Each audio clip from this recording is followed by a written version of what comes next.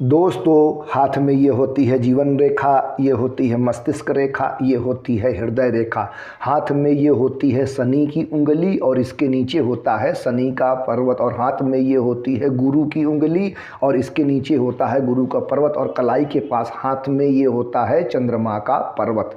शनि और गुरु की उंगली के बीच में, शनि और गुरु की उंगली के बीच में एक मछली का निशान बने और शनि की उंगली के आधार पर्व पर एक त्रिकोण का निशान बने और चंद्रमा के पर्वत पर 4 से 5 सीधी या तिरछी खड़ी रेखाएं हो जो गुरु पर्वत की तरफ देखें। मित्रों, ध्यान से देखें, समझ में आ जाएगा। दोस्तों, जब हाथ में शनि की उंगली और गुरु की उंगली का जो यह मध्य स्थान होता है, शनि की उंगली और गुरु की उंगली का जो यह बीच का स्थान होता है, यह क्षेत्र जो होता है, यह धर्म का होता है, आध्यात्म का होता है, ज्ञान का होता है, गूढ़ विद्याओं का होता है, प्राच्य विद्याओं का होता है। जब हाथ में शनि की उंगली और गुरु की उंगली के बीच में इस क्षेत्र में एक मछली का निशान बनता है तो ऐसे लोग, ऐसा जातक धर्म आध्यात्म के क्षेत्र में जाता है, प्राच्य विद्याओं की तरफ जाते हैं। प्राच्य विद्या में तंत्र मंत्र, ज्योतिष, गूढ़ विद्याओं की ओर ऐसे लोग जाते हैं। ऐसे लोगों का जो है इंटरेस्ट होता है।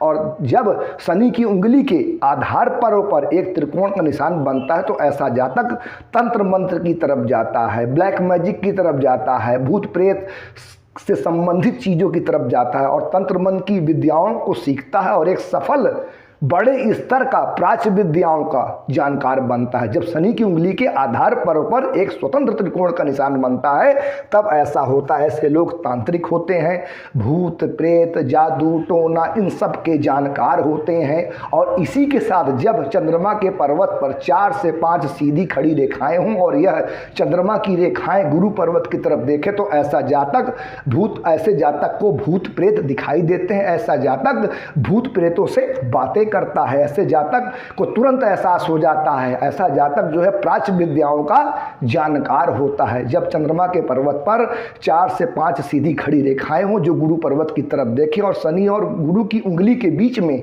एक मछली का निशान बने और शनि की उंगली के आधार पर एक त्रिकोण का निशान बने तो ऐसा जातक एक बड़े स्तर का तंत्राचार्य होता है, प्राच्य विद्याओं का जानकार होता है, समाज में लोगों का भला करता है, लोगों के दुखों को दूर करता है, बहुत प्रसिद्धि पाता है। और अब यहां तक समझ लीजिए कि लोग इनके पीछे पीछे घूमते हैं, इनके पीछे पीछे आगे पीछे घूमते हैं और लोगों का भला करने वाला होता है। दूर दूर तक प्रसिद्धि होती है।